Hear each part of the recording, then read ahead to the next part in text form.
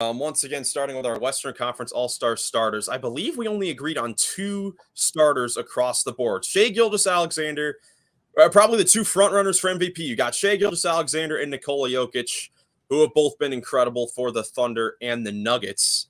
But those are the only 2 that we agreed on across the board. The rest of the starters, here are the rest of our starters with a combination of Steph Curry, Anthony Edwards with the backcourt spot, and then Kevin Durant, Anthony Davis, LeBron James, and Victor Wembanyama, a combination of all 4 of those guys making it.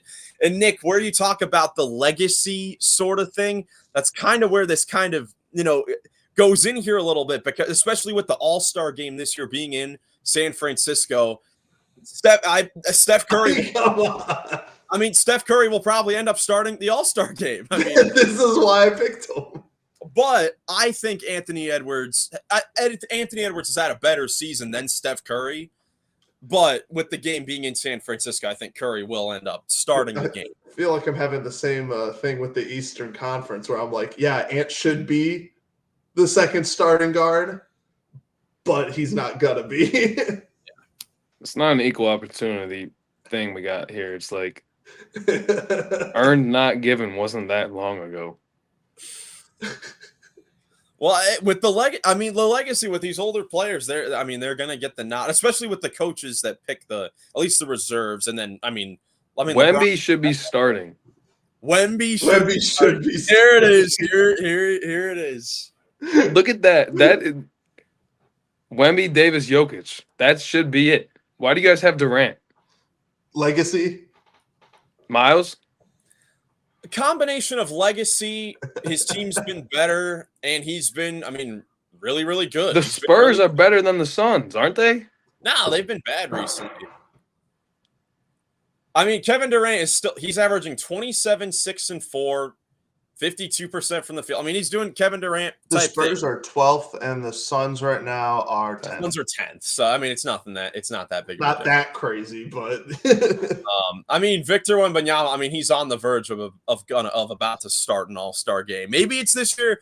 It's just I think it is super tough for these younger players that are playing great when you still have these legends like a Durant, James, all playing well. I think LeBron will end up starting the game because Miles, tell the people where I had LeBron and Curry when I sent you my email. I bet he what did spots were they in? I believe they were your wild cards. Correct. Yes, and that's basically where I had them as well. But that's basically where I had them as well. It's possibly where they should be, but fan voting and media. You're telling me the media is not going to pick Curry and LeBron James to be in an All-Star game starting, which could possibly be the last 1 or 2 times we have this? Well, look, LeBron. If LeBron averaged 10 points per game, he'd still be in the All-Star game. We had Vince Carter and Dirk be All-Stars when they were averaging like 5 and 10 points a game. Well, at least Adam Silver added a legacy spot. I was going to say. There's no way that took away from they gave Şengün. We should bring that back. We should bring that back. There's no way that took away. We should, but not for this. Curry and LeBron are playing like all-stars. It's not like that sort of scenario where they'd be taking spots away. But our reserve spots, I believe, they were pretty widespread. So here are all of our reserves, a whole lot of players that we all gave some love to here. Nick, what do you want to talk about first? I like that you got Jackson Jr. on there. I had to give a love to a Memphis Grizzly. Wow, Joey. What? What's with De'Aaron Fox what's with Sabonis over Fox? Sabonis is maybe that's I had to put a king on there. My favorite is Domantas Sabonis. So my bias got. I thought you valued winning. You only have one member of the Oklahoma City Thunder on there. Hey, listen, hold on. Sacramento Kings, Jackson has both Fox and Sabonis making his list. And Şengün. Which means he's no Grizzly for Jackson. I tried to give as much love to winning teams as possible while also taking into account individual performances. This year, Kings-wise, since it's been up and down, they had a coach firing. And since then, it's been solid. Sabonis is the all-star for the Kings, in my opinion. It's obviously super close. It's been close the last few years. But, I mean, Sabonis, I think he's 21, 14, and 7, leading the league in rebounding. And now he's jumped Jokic. He's leading the league in three-point percentage. Domantas Sabonis. So I gave it to him, but obviously Fox, he got off to a great start to the year. But, across the board, I tried to give love to the winning as well as individual players. I wanted to give love to a Memphis Grizzly because they've dealt with a lot of injuries, but they're third in the Western Conference. Jaren Jackson has been an anchor. The defense, he's been great. But I don't have a Houston Rocket on the list, but so it's difficult. I don't have a Houston Rocket because I feel like with that team, it's been much more of a team thing. There hasn't really been a standout player that's been better than the rest of the guys that made the list. I can't believe I've overlooked this for this long. Miles and Jackson, you guys both left Anthony Davis off your all-star list. No, they're starters. Oh. They're starters. We had Durant and Davis with Jokic in the starting lineup. Okay. Yeah, I kind of wish I would have put Jalen Williams on there, honestly. I probably should have had him. I just don't know who else I would get off. Or I would take off this list. Yeah, no question. That's like as soon as an injury replacement pops up, for sure Jalen Williams. If my list is absolute, he is the first person that should be on there. Like I'm looking at it, I'm like, maybe I take Sabonis or Sengun out and put J-Dub in there. But like, yeah, I kind of missed on that one. Miles, did you start Kyrie? No, I did not. He was the one that was right there that didn't. I had to put Kyrie. I went Booker over Kyrie, but it's so close. They've both been having very good seasons. How'd you pick Jackson Jr. over Kyrie? Because of the winning. I wanted to honor their winning, and because of the Maverick injuries, they have obviously slipped in the standings. And honestly, when you look at if you go stats wise, I want to say Kyrie may be only averaging one more point than Jaren Jackson this season, and Jackson gives it to you defensively. He's been creating his shots, a lot more. He's been very efficient. And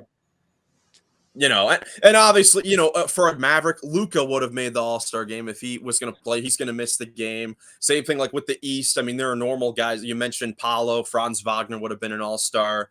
And then, Embiid, I don't think so. His numbers are decent, just hasn't played enough. Paul George has been bad. None of us had Maxey on our all-star list. I guess that's something that we didn't talk about. That's another case where he's putting up a lot of points, but he's putting up a lot of shots to do it. So it's not, Yeah. And they stink. Yeah, they've been very disappointing as well, but certainly difficult across the board here. I put Booker, Curry, Wemby. Yeah, it'll be great to see Wemby making his first All-Star game. Eventually when that gets announced, we'll see some crazy highlight from him in the game. So Miles, our only differences were, I think the wild cards. You had Jackson over Irving and Sengun over, or Sabonis over. Can you put that back up there? Sabonis over Fox. Yeah. Yes, that's correct. Yeah, and honestly, those are both could go either way. Honestly, all these lists are really good.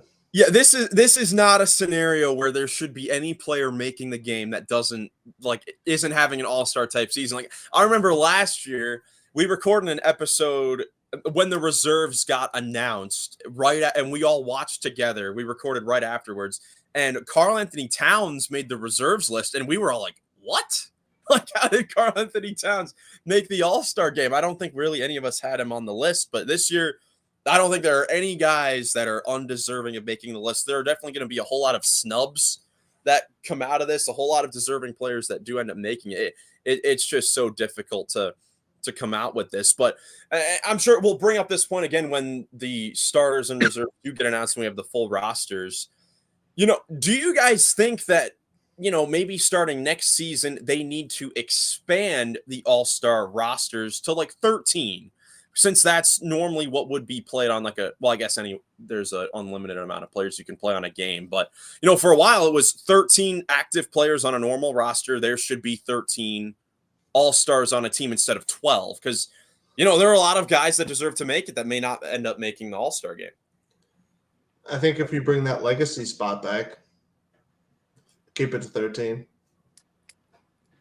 Or move it to 14. I don't know. It's a tough kind of nuanced discussion because the more spots you add, the less it means. That's true. So that would be that's obviously the argument of point. Back on Karl Anthony Towns though from last year. If Ja Morant makes the All-Star team this year, that's the Karl Anthony Towns from last year. That's actually fair, yeah. Even though I had him on my list, yeah, that's fair. Who would you put in over Morant, Joe, if you again? I would definitely put J-Dub. J-Dub as okay, I think it sucks not having one, but I can't given that J-Dub, I left him off my list. I can't put Jaren Jackson over him. I actually can't. With OKC's record, I try to reward success and try to factor that in as much as I can, and I slipped my mind this time. Yeah, similar to the Cavs' dominance over the East, the Thunder have been more dominant over the West. The Thunder just dominated the Cavs too. So